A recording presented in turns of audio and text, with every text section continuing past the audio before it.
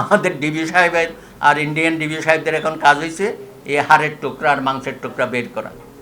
কি অদ্ভুত একটা অবস্থার মধ্যে আমরা পড়ে গেছি।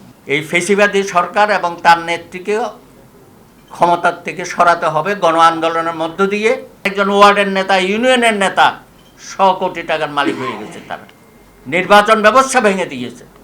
ফেসিবাদী একটি সরকার এবং তার মূল নেত্রী যেখানে বসে আছে তাকে অপসারণ ছাড়া আপাতত বাংলাদেশের গণতন্ত্রের আইনের শাসনের কোনো ফিরে পাব না আমরা।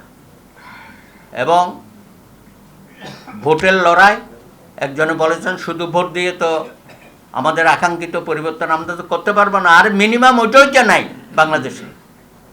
বলে যে আমরা আন্দোলনে হেরে গেছি। কিসের হেরেছি আমরা?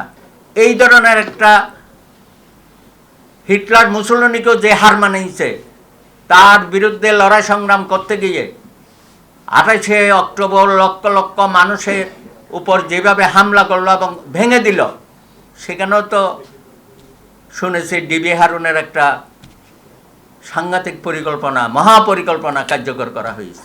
এরও শোনার ছেলে। আরে ভাই, দিন শেষে তুমি যার স্নেহে ভালোবাসায় বড় হয়েছ, বেনজির, সেও যেমন আজকে ধরা গিয়েছে, আজিজ ধরা গিয়েছে। এই ধরনের অপকর্ম থানার দারোগা, ওসি থেকে শুরু করে ডিআইজি থেকে শুরু করে যারা করছেন, আপনারা সাবধান হয়ে যান। আপনাদেরও একদিন পরিণতি এরকম হবে। ওয়ালটন ফ্রিজ কিনে অনেকের মতো আপনিও হয়ে যেতে পারেন মিলেনিয়াল। সেরা পণ্যের সেরা অফার। আমাদের ডিবি সাহেবের আর ইন্ডিয়ান ডিবি সাহেবদের এখন কাজ হয়েছে এই হাড়ের টুকরা আর মাংসের টুকরা বের করা।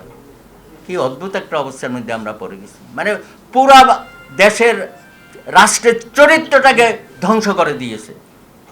সুতরাং আমার কথা হচ্ছে ইমিডিয়েট আসো, যেটা আমাদের কর্তব্য হচ্ছে এই ফেসিবাদী সরকার এবং তার নেত্রীকেও ক্ষমতার থেকে সরাতে হবে গণ আন্দোলনের মধ্য দিয়ে। এবং যে আন্দোলন চলছে সেই আন্দোলনকে আরও সুসংগঠিত করে একটা বড় ধরনের আমরা ধাক্কা দিতে চাই।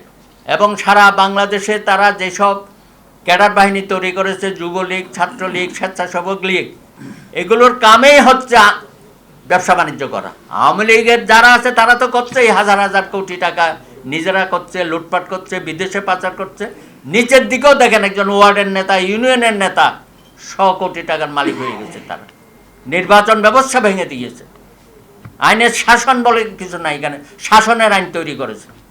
সুতরাং আসুন আমরা আজকের এই দিনে তার প্রতি শ্রদ্ধা জানানোর সর্বোচ্চ পন্থা হবে এই ফেসিবাদ থেকে দেশকে মুক্ত করা। যেমনভাবে পাকিস্তানি হানাদার বাহিনী থেকে আমরা মুক্তি পেয়েছিলাম 71 সনে, আজকে 2024 সনে এটাই হোক আমাদের শপথ যে ফেসিবাদ মুক্ত বাংলাদেশ আমরা তৈরি করব এবং সেই আন্দোলনে আমরা ঐক্যবদ্ধভাবে সকলে থাকব রাজপথে।